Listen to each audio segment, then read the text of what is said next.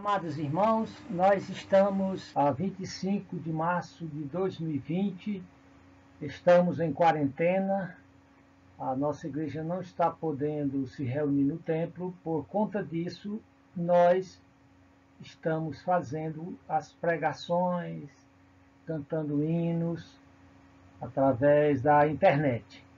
Então, como hoje seria um culto de oração, eu escolhi um livro que fala de um profeta, que geralmente os profetas falavam ao povo, e de fato Abacuque deveria falar ao povo, mas nesse livro ele registra apenas a conversa que ele teve com Deus acerca do mal que estava acontecendo.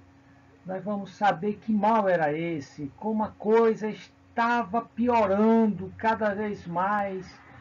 E o Abacuque estava perplexo, como era que Deus permitia algumas coisas, que o mal fosse piorando e que muitas vezes parecia que Deus não estava fazendo nada e até estava usando os mais perversos para punir outros perversos. Por isso que eu escolhi esse livro para a gente dar uma passagem por ele, porque o Abacuque reflete bem as nossas perguntas, nossos questionamentos em um mundo mau. Por isso que eu coloquei Abacuque, o mal e a solução de Deus. Nessa tela eu coloquei aí os primeiros dois versos de Abacuque, onde tem a palavra oráculo, a palavra massa, ou peso, ou fardo, ou profecia, né? Que um oráculo é uma profecia. Então lá está registrado o oráculo que o profeta Abacuque viu. Ele começa com uma inquirição, com uma pergunta que o perturbava. Até quando, Senhor, clamarei eu e tu não escutarás? Ou gritarei a ti violência e não salvarás? Isso está no livro de Abacuque, capítulo 11, versos 1 e 6. Portanto, eu coloco aí na nossa tela inicial de capa desse estudo, onde entra Deus quando tudo parece estar piorando, como nessa questão nós estamos vivendo com o coronavírus, com o Covid-19, só se fala disso, até não tem realmente como fugir disso, porque está todo mundo de quarentena, para tentar escapar do vírus, que mata especialmente pessoas depois dos 60 anos, porém, analistas dizem que há uma consequência pior do vírus. Se todo mundo está em quarentena, ninguém está produzindo. Porém, todo mundo está consumindo. E quando se consome o que não se produz, isso que está sendo consumido vai acabando. E então a situação vai piorando. Portanto, é uma questão bem dentro dessa pergunta: onde está Deus quando tudo parece estar piorando? E por que está piorando? Porque essas coisas estão acontecendo. Se você olhar aqui na nossa capa, você tem aqui, deixe-me tirar a imagem, o livro de Abacuque foi escrito para Judá. Judá era uma das divisões do povo de Israel. Depois de Salomão, o povo de Israel se dividiu em dois reinos, o reino de Judá e o reino de Samaria. O reino de Samaria, por essa ocasião do tempo de Abacuque, nós vamos ver uma breve timeline, linha do tempo, já tinha caído perante Sargão. No ano 722, aqui nós estamos nos profetas do 7º século, Naum, Abacuque, Sofonias. E Abacuque, ele vai estar ali naquele período em que o reino de Israel, das 10 tribos, já caiu, e Judá está em iminência de cair por conta da sua apostasia, do seu pecado. Então ele escreve para o reino de Judá, porém, fica a mensagem para todo o povo de Deus, para enfatizar que, apesar dos pesares, Deus está sempre no controle. Deus nunca deixa a coisa escapar do seu controle. Vamos, então, ler novamente Abacuque 1, 1 a 2. Especialmente o versículo 2. Até quando, Senhor? Clamarei eu e tu não escutarás, ou gritarei a ti violência e tu não salvarás. Vamos orar. Amado Pai Celestial, nós oramos a ti com algumas inquirições, algumas questões, algumas perguntas que nos inquietam.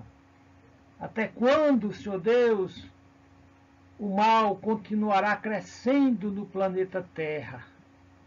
No nosso Brasil, no nosso Ceará, na nossa Fortaleza, nos nossos bairros. Até quando, Senhor Deus, o Senhor permitirá que a perversidade impere? Mas também te perguntamos até quando vai durar essa ameaça do Covid-19. E certamente tu tens alguma resposta para nós nesse livro de Abacuque. Obrigado por tudo, nos guia agora com teu Espírito Santo, no nome de Jesus Cristo. Amém. Bem,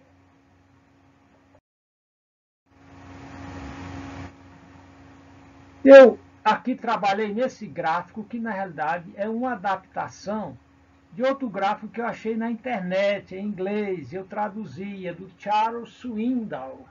E lá eu só encontrei o gráfico, não encontrei textos que se referiam a ele. Então eu trabalhei nesse gráfico que eu vi muitos gráficos, mas esse é bem objetivo. Ele mostra como um livro se divide, né? Nós vemos no primeiro capítulo, quando ele começa, o oráculo de Abacuque está falando do fardo, do peso. A profecia trazia um peso. Nós vamos ver o significado do nome do Abacuque, que tem a ver, que pode, a palavra está ligada com, pode ser derivada de duas palavras. Uma tem a ver com planta e a outra tem a ver com abraço de luta, com um lutador. Então, o Abacuque não era um homem que ficava na passividade. E aqui ele vai lutar com Deus, no sentido dialógico, de conversa. Ele vai lutar com Deus mediante o que ele acha ser o silêncio de Deus. Ele vai lutar, ele estava a lutar com o pecado de Judá, aquele que era o povo de Deus e tinha se afastado da fé, da ética, da justiça, da Torá, que é a palavra para a lei. E ele está lutando com a questão do caráter de Deus. Como é que Deus vai usar a Síria, tão ímpia, tão perversa, para punir o reino de Samaria? E vai usar Nabucodonosor para punir o reino de Judá. E então ele tem 3 perguntas. Quanto tempo mais? Por que isso? Por que esses instrumentos que o Senhor usa? E ele faz uma confissão: Senhor, tens me confundido. Eu estou confundido pelos instrumentos que o Senhor está usando para efetivar a justiça. Isso porque ele está vendo apenas de uma perspectiva horizontal. Primeiro capítulo está tratando de Abacuque de uma perspectiva apenas na linearidade horizontal. Ele vê apenas a partir do que se pode observar aqui embaixo. Já a partir do capítulo 2, os versículos 4 em diante, ele passa a ter uma perspectiva vertical. Porque Deus vai responder, dar resposta para as suas questões. É interessante, o segundo capítulo, nós vemos a questão da espera, a questão do relógio, do tempo. Né? Nós sabemos que tempo, na Bíblia, ele tem dois aspectos. Tem o tempo, que no grego é a palavra cronos, que é o tempo cronológico, que tem nas timelines. Um dia segue outra, semana segue a outra, e assim por diante. E tem o kairos, o tempo oportuno, a hora exata, o tempo da oportunidade, o tempo em que a oportunidade tem a ver com porta, o momento em que a porta se abre. A Bíblia diz que Deus tem um tempo para cada coisa. Deus fez, o salmista, na realidade, lá em Provérbios, o sábio Salomão diz que Deus fez até o ímpio para o dia do mal. O próprio ímpio pode ser levantado para punir outros ímpios. Então, no capítulo 2, o Abacuque fica esperando por uma resposta de Deus. A expressão aí, na primeira, Senhor, tu tens me confundido. Na segunda, Senhor, eu espero por ti. Lá no capítulo 1, dentro dessa visão oriental, ele está olhando apenas em volta, e isso leva a grande preocupação, porque quando nós só olhamos em volta, o contexto imediato nos preocupa, porque não vemos saídas, não vemos remédio, não vemos solução. A coisa vai só piorando. Porém, Deus nos manda olhar para cima e ouvir. Olhar para cima e ouvir. E Deus dá a resposta a ele. Deus diz, grava a visão em pedra. E espere, vai ter o tempo. Eu vou usar os babilônios para punir os infiéis, os idólatras. A idolatria é o pecado que mais ofende a Deus. Quando você coloca um ídolo, algo no lugar de Deus. É traição grave, gravíssima. Então, ele diz, espere. Os babilônios vão levar cativo os judeus, sim. Mas ai dos babilônios. Nós vamos ver uma série de ais. Um ai é uma maldição. Terrível coisa é estar debaixo de um ai de Deus.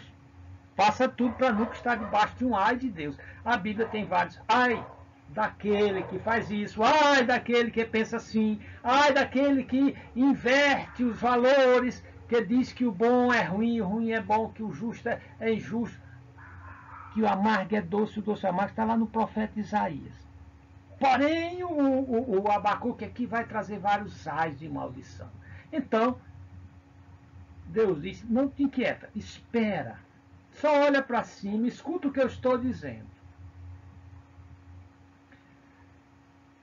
A luta de Abacuque com Deus para entender seus caminhos insondáveis. E isso resulta da parte dele, olhando aqui o nosso gráfico, em uma fé maravilhosa. Também nós vemos aí como é que Cristo é mostrado em Abacuque. Nós vamos deixar agora um pouco para o final. Vamos lá no capítulo 3. Continuando naquela visão vertical, olhando para cima, escutando Deus.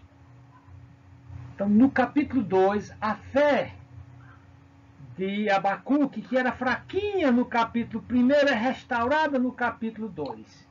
E se revela forte e exuberante em uma oração litúrgica, onde ele canta uma poesia, um salmo. Essa poesia de Abacuque é tão linda que alguém a colocou em um concurso famoso de poesias, mas sem dizer que era da Bíblia. E ela ganhou. E lá no capítulo 3,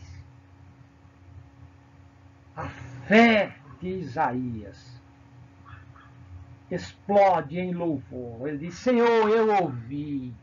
Senhor, estou impressionado agora. Eu estava antes olhando só para baixo, me impressionei com o mal. Porém, agora eu estou impressionado com tua majestade, com teu poder, com tua força.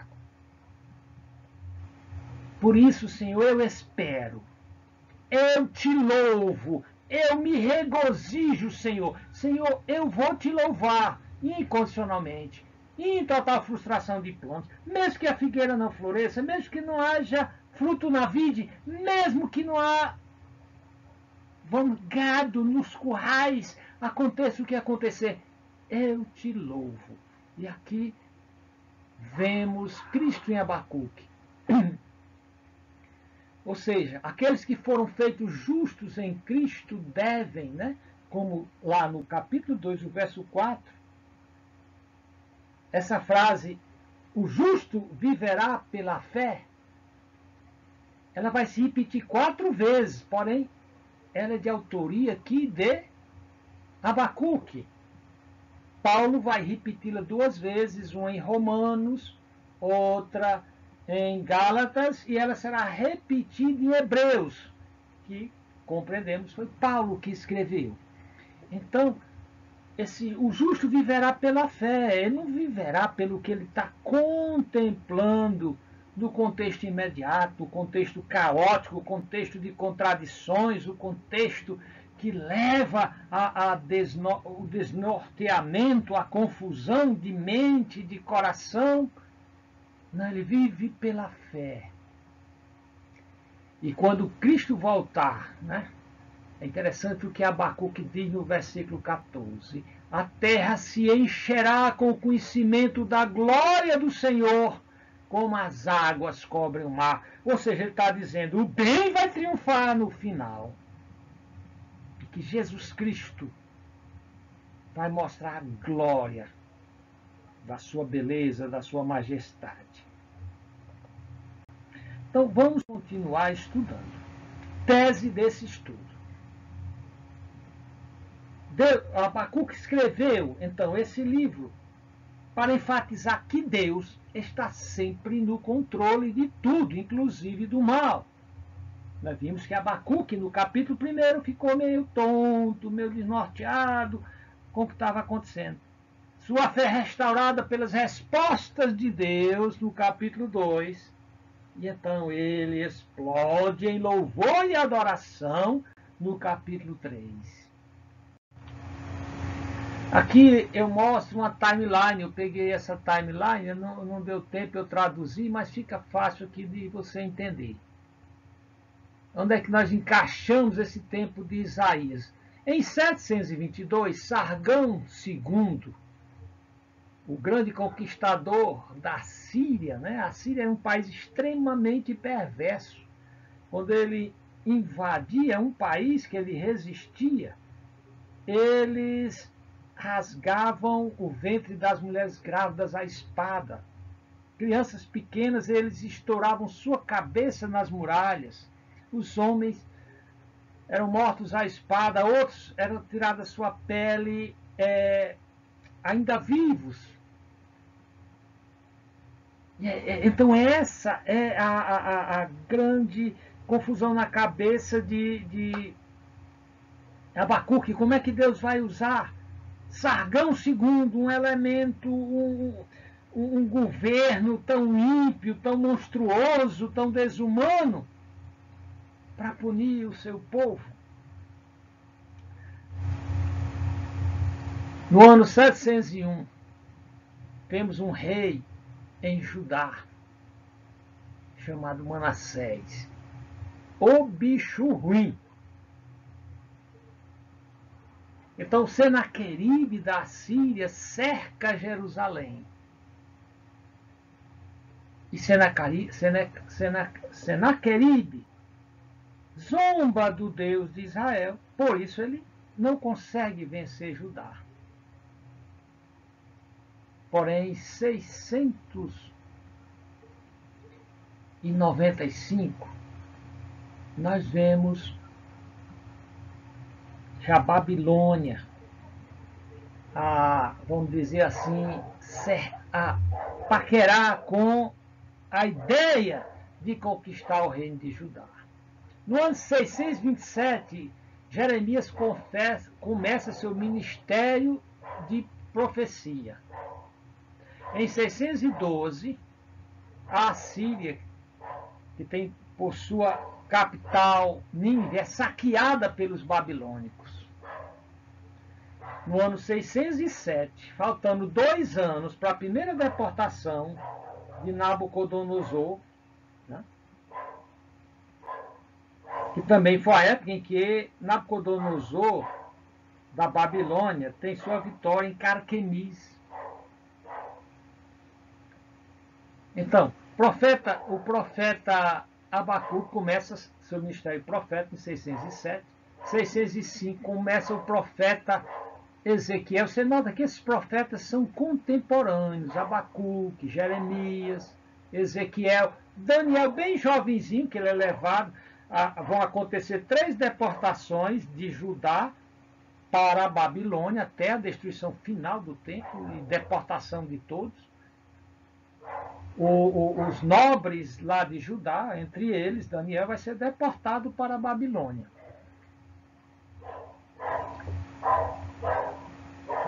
Em 586, Nabucodonosor conquista Judá e Jeremias é tomado. Então é nessa época, então, onde aconteceram essas coisas, que nós encontramos o Abacuque. Em uma época de extrema movimentação, extrema dificuldade.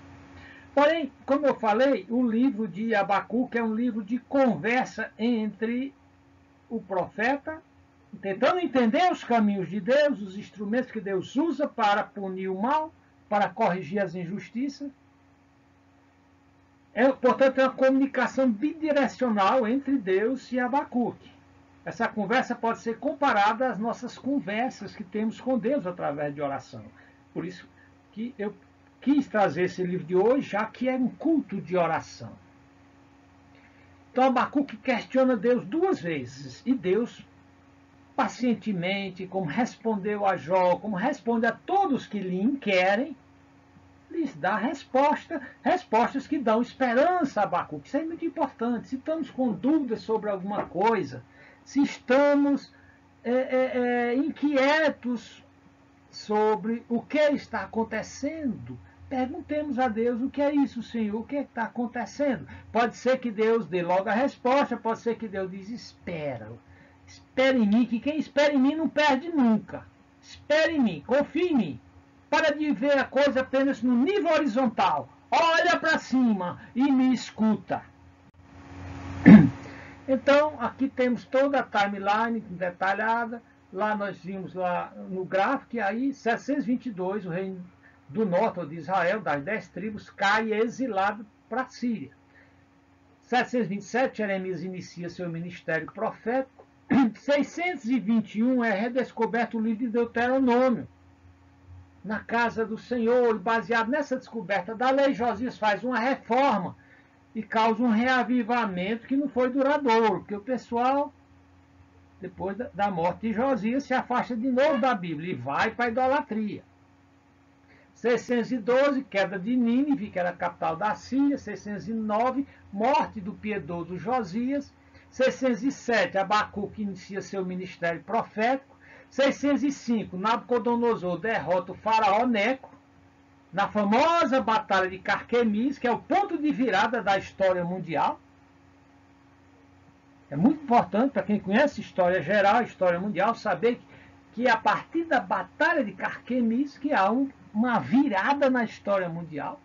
Em 605 nós temos a primeira invasão de Judá e a primeira leva de cativos, e Daniel vai com ela.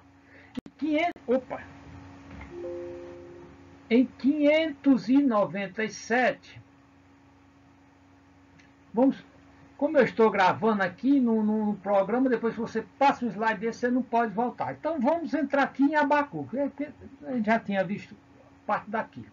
Então Abacuque, Eu encontrei no Wikipedia essa estátua de Abacuque, por Donatello, no Museu dell'Opera de Santa Maria del Fiore de Florença.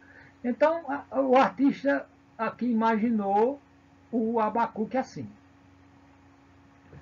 Só que Abacuque, temos aí a palavra em hebraica, já falamos que era podia ser, se você pega essa palavra Abacuque, como uma planta perfumada, ou apenas uma redução dessa palavra, poderia ser abraço de um guerreiro. Então não sabemos muito sobre Abacuque, exceto o que é dito no capítulo 1 em 1 e 3 em 1. Ele é chamado de Nabide, ou profeta. Nabide é a palavra para profeta em hebraico. E pode-se deduzir a partir do capítulo 3, 19, que ele era um músico, um levita. Talvez um membro do coral do templo, né? Ele fala lá dos instrumentos de corda. Também ele é conhecido como o profeta filósofo, por sua preocupação com questões de grande magnitude sobre essa questão do mal. A data. Nós já comentamos sobre isso. No verso 1 e 6 ele fala dos caldeus. Então isso remete aos babilônicos. Isso remete à conquista de Nabucodonosor, às conquistas de Nabucodonosor. Isso leva ao cativeiro de Judá. Portanto, a data fica entre 605, a data da vitória de Nabucodonosor sobre os egípcios, em Carquemis, em 597 a.C. Então, provavelmente, sua profecia foi durante o reinado de Joaquim, pois naquela época a maldade e a bravura dos babilônios já era conhecida. Talvez por isso Abacuque, né, quase que pirou, pensando como é que Deus ia usar um povo tão ruim como os babilônicos contra Israel. A forma literária de Abacuque é poesia, sim, mas poesia com teor teológico, teor filosófico, teor litúrgico. Desde os 2 primeiros capítulos, eles apresentam uma questão filosófica acerca do mal no mundo, na forma de um diálogo entre Abacuque e Deus, aquele mesmo jeito entre Jó e Deus. E o 3º capítulo é uma liturgia, é uma doxologia, é um salmo de confiança. E ele, uma peculiaridade sobre Abacuque, ele é o único profeta que não se dirige ao povo no seu livro, mas se dirige diretamente a Deus. Então, como nós vimos, provavelmente ele era levita e músico em Jerusalém. E é interessante que Abacuque ele trabalha os 2 lados da palavra emuná, da palavra hebraica para fé. Quando alguém fazia uma declaração acerca de uma revelação bíblica, do que estava na Bíblia, um judeu falava de um texto da Bíblia, outro judeu dizia emuná. Ou seja, ele estava dizendo, eu creio nisso e eu vivo desse jeito. Olha a minha vida, que a minha vida é de acordo com o que esse texto diz. Portanto, Abacuque exemplifica os 2 lados, os aspectos da fé genuína, ou a fé dos justos ou crentes verdadeiros. O primeiro aspecto da fé é o aspecto geral, que norteia a vida do justo. Ele diz, o justo viverá pela fé. E quando nós vamos para o capítulo 3, nós vemos Abacuque vivendo por sua fé.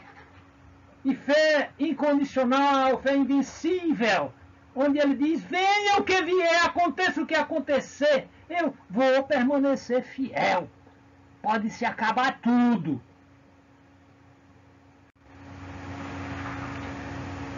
Ainda sobre a forma literária de Abacuque, né, nós vemos um diálogo entre o profeta e Deus, no capítulo 1 até 2 e 5, de 2, 6 a 20, onde ele expressa suas angústias proféticas, que são típicas dos profetas, e então um cântico profético.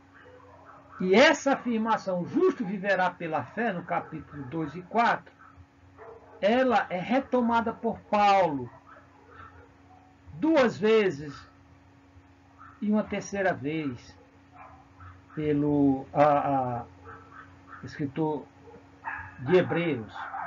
Ela mostra,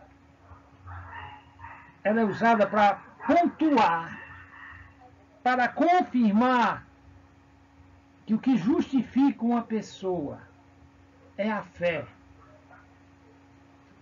As declarações de Paulo vão partir a partir daí. Lá em Romanos 1 e 17 ele diz: o justo viverá pela fé. No versículo 16, Paulo diz: eu não me envergonho do Evangelho, porque é o poder de Deus para a salvação de todo aquele que crê, primeiro do judeu e também do grego. Ou seja, Paulo dividia a raça humana entre pagãos e judeus. Os judeus, os pagãos, eram nominados como gregos. Era muito mais do que do povo grego. Quando ele falava grego, ele estava falando quem não fosse judeu. Ou seja, não só o justo viverá pela fé, mas não importa a etnia dele, não importa a filosofia dele, não importa onde ele vive, não importa, a vida dele tem de se pautar pela fé, ou então ele não será salvo.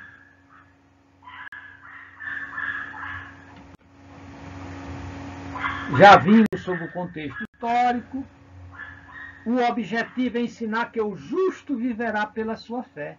Não importa o que aconteceu no passado, está acontecendo no presente ou vem acontecendo no futuro. E então ele aborda, Abacuque, ele aborda o problema do mal e do sofrimento humano. Voltando ao nosso gráfico, trabalhando com um esboço simples, que está no nosso gráfico. No primeiro capítulo, ele está, até o versículo 11, ele está tratando da questão por que Deus não pune o mal. Muitas vezes nós também nos perguntamos, por que Deus permite que um cara mate 2, 3, 4, estupre não sei quantas, que faça um monte de mazelas? Por que Deus permitiu que Hitler fizesse o holocausto? Segunda pergunta de Abacuque: por que Deus permite que os mais ímpios punam os menos ímpios? Porque muita gente que morre é ruim, mas quem matou ele é mais ruim ainda. Então, no capítulo 3, aquele salmo, aquela declaração de confiança. Começando com a primeira pergunta: por que Deus não pune o mal? Diz o profeta, o oráculo que o profeta Abacuque viu: até quando, Senhor, clamarei eu, e tu não escutarás? Ou gritarei a ti, violência, e não salvarás? Por que razão me faz ver a iniquidade e a opressão? Pois a destruição e a violência estão diante de mim. Há também contendas e litígio é suscitado. Parece que o Abacuque está descrevendo a nossa época. Por que, Senhor, parece o Senhor está calado? E ele está falando aqui do pecado de Judá. O povo que era de Deus se tornou terrivelmente perverso, mau, iníquo. E isso faz o Abacuque apelar para o caráter de Deus. O Senhor é absolutamente santo, moralmente santo.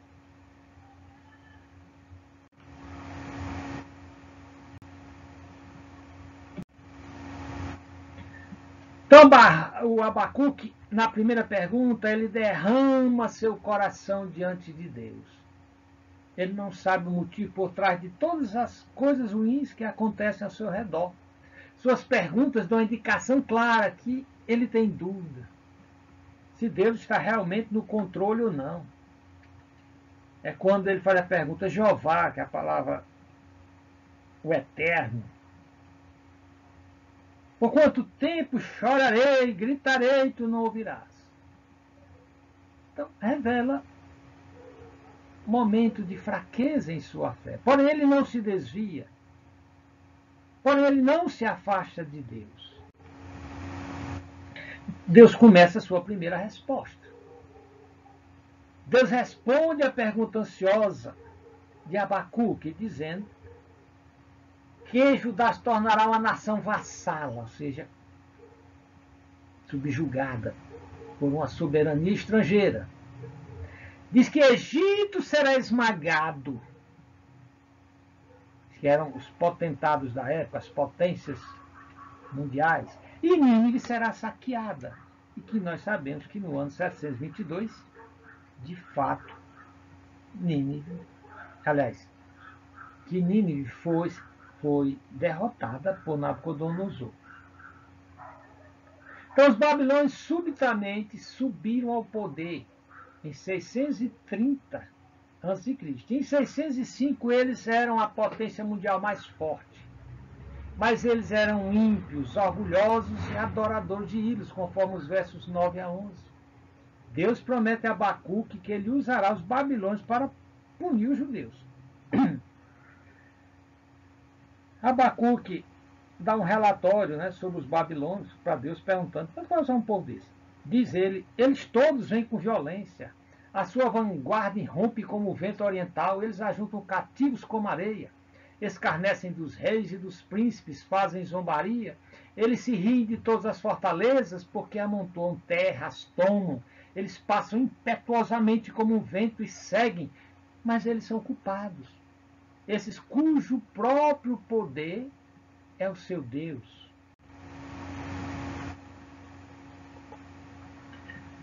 Segunda pergunta de Abacuque. E é interessante que nós nunca deveríamos reclamar do tipo de vara que Deus usa para corrigir seus filhos. E aqui o Abacuque está dizendo que Deus está usando uma vara inadequada. O senhor vai usar, o senhor quer bater no povo, bata, mas não use os babilônicos, não. Ele não gostou da ideia, né, de usar os babilônios para destruir Judá. E ele apela aqui ao caráter de Deus. Ele diz no versículo 12: não és tu justo desde a eternidade? Aliás, não és tu desde a eternidade, ó Senhor meu Deus, meu santo? Nós não morreremos. Senhor, para juízo puseste esse povo, que era o povo de Israel. Deveria, mas se corromper, né? E tu, ó rocha, né, que ele é absoluta, inabalável, o estabeleceste para a correção. Tu não és tão puro de óleo que não podes ver o mal? E que não podes contemplar perversidades? Porque olhas para os que procedem aleivosamente, maldosamente, injustamente, traiçoeiramente, e te calas, enquanto o ímpio devora aquele que é mais justo do que ele? Eis a questão do nosso profeta Abacuque.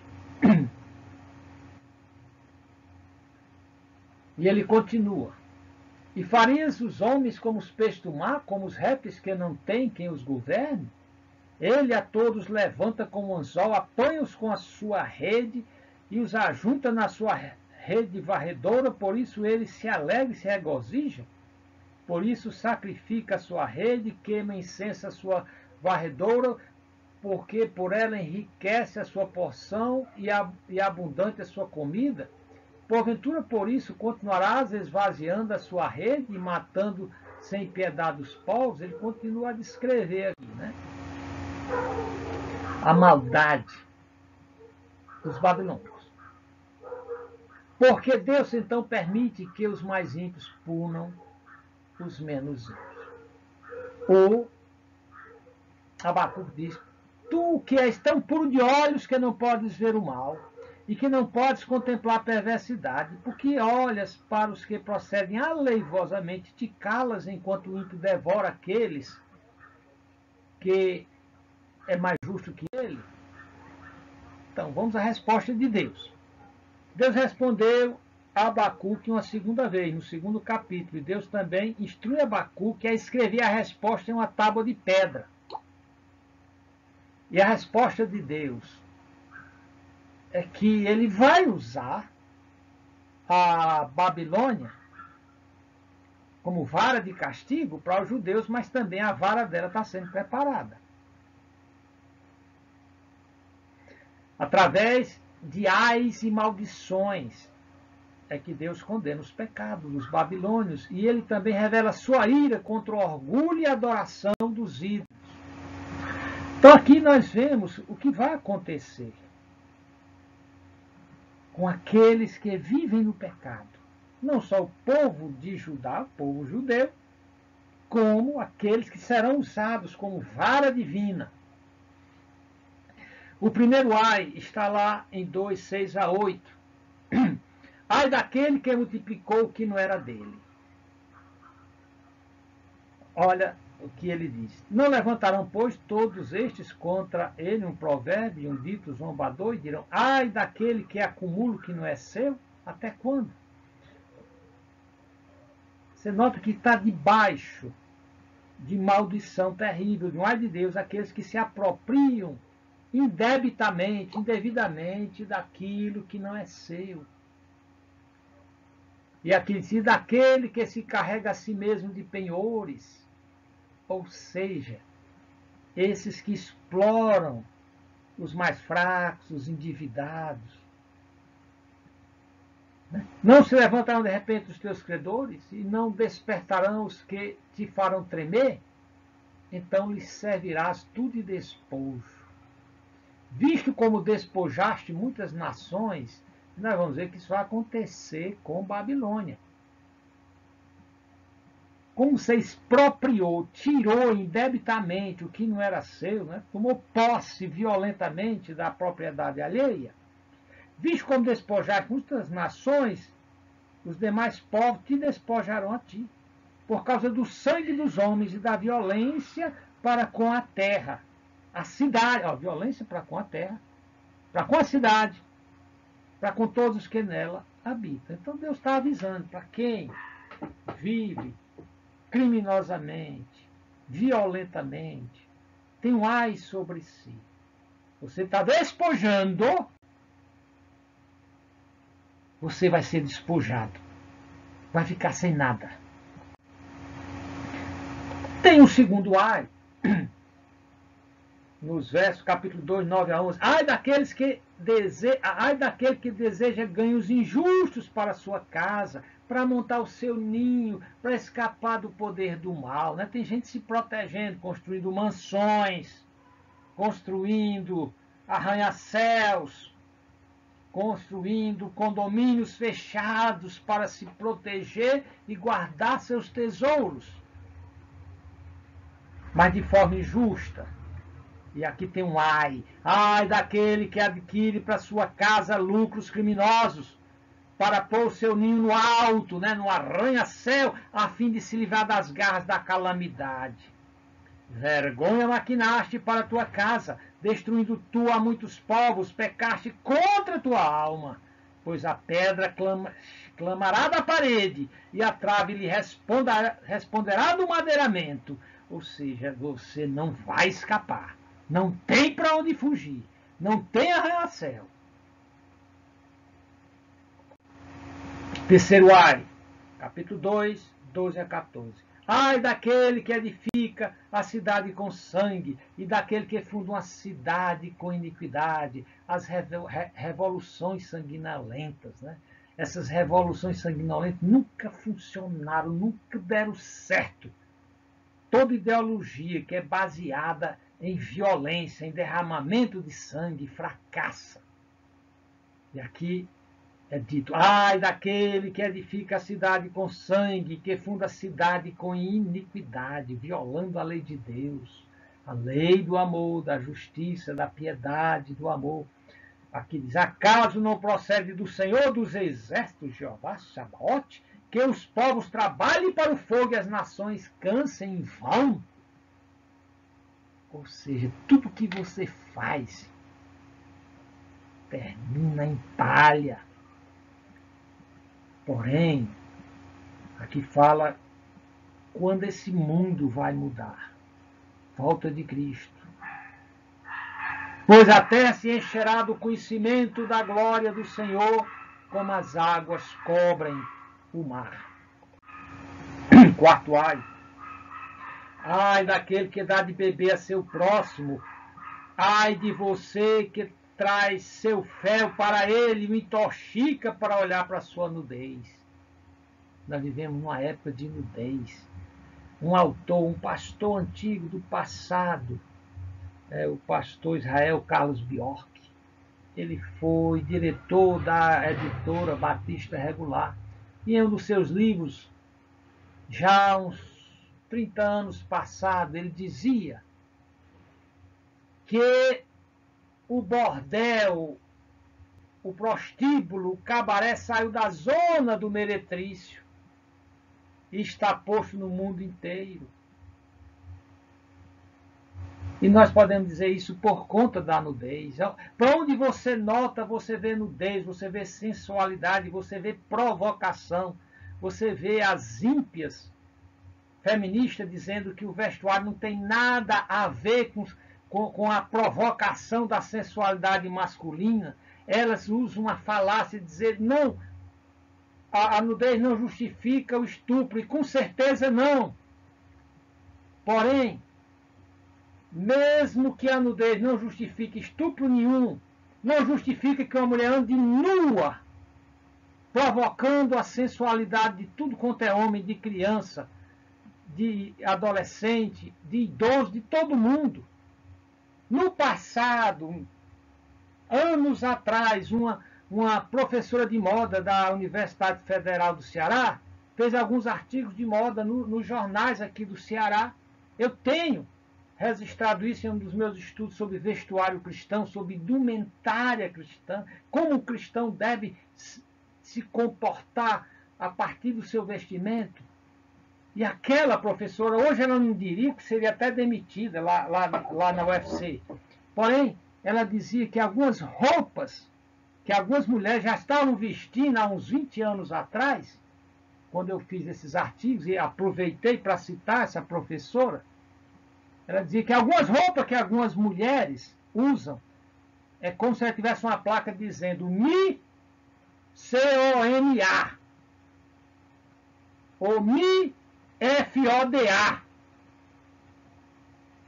Ou seja, ela está provocando indebitamente, indevidamente, como as prostitutas faziam antigamente no Baixo Meretrício. As prostitutas se vestiam com roupas sumárias, mínimas, transparentes, curtas, coladas, para provocar os clientes, para estimular o cliente a fazer sexo com ela. Ai daqueles que estão justificando a nudez. Hoje essa nudez está dentro das igrejas, com o patrocínio dos pastores, que diz que é legalismo, farisaísmo falar de vestuário. Quando o apóstolo Paulo diz que o cristão, seja macho ou fêmea, deve se vestir com decência e modéstia. Isso no original é se cobrindo, se ocultando, evitando fazer o outro tropeçar. E aqui está esse ai. Ai daquele que dá a beber a seu próximo, adicionando à bebida o seu furor, e o que embebeda para ver a sua nudez. E podemos embebedar com um discurso falacioso, esse discurso falacioso das feministas, dos pós-modernos, que diz que pode andar nu, que não tem problema. Tem um vídeo circulando por aí, em que a China coloca. Quando eu falei na última mensagem, eu não tinha visto o vídeo, mas teve um pastor que me mandou. São centenas e centenas de meninas, adolescentes, que nem corpo de mulher tem ainda, completamente nuas. E homens de todas as idades, abusando sexualmente, estupro em série. Estupro em série. As crianças choram, a cara de agonia. Então alguém pergunta, por que foi que o coronavírus, o Covid, começou lá na China? Uma das razões pode ser um ai de Deus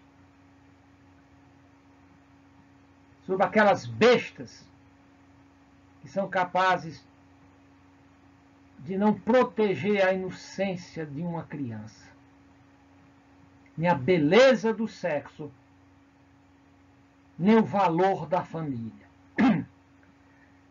Aqui diz o que vai acontecer com esses patrocinadores da falta de vergonha e da nudez explícita. Serás, versículo 16, serás fartos de ignomínia, ou seja, de vergonha. Vai passar vergonha em lugar de honra, será desonrado. Bebe tu também e sê como um incircunciso, cálice da mão direita do Senhor, cálice da ira. Se chegará a ti em ignomínia, vergonha cairá sobre a tua glória. Pois a violência cometida contra o Líbano te cobrirá, e bem assim a destruição das feras te amedrontará por causa do sangue dos homens e da violência para com a terra, a cidade e todos que nele habitam, que aproveita é mais esculpida que ele. Vai descer a lenha sobre quem, em lugar de adorar a Deus em espírito e em verdade, adorar a Deus de coração diretamente, usa simulacros, usa imagens, e não interessa de o que seja. Ao Senhor Deus adorarás em espírito e em verdade. Diz aqui que aproveita a imagem esculpida, tendo esculpida o seu artífice, a imagem de fundição que ensina a mentira. A Bíblia diz que de trás de cada imagem de escultura, pode ser a imagem do Cristo, tem um demônio por trás. Porque Deus não quer ser adorado através de simulacros. Ensina a mentira. Isaías diz que o ídolo nada é, uma falsidade, é um auto-engano. Pois o artífice confia na sua própria obra, quando forma ídolos mudos. Quinta angústia, ou quinto ai. Ixi, agora decidiu. Deixa-me dar uma pausa na... Quinta angústia. Ai daquele que diz ao ídolo, acorde, e a pedra silenciosa, levanta-te. É a condenação à idolatria. Deus diz que fora do reino dos céus, os idólatras, o rol de membros do inferno, citado em Apocalipse 1:8, uma das categorias são os idólatras.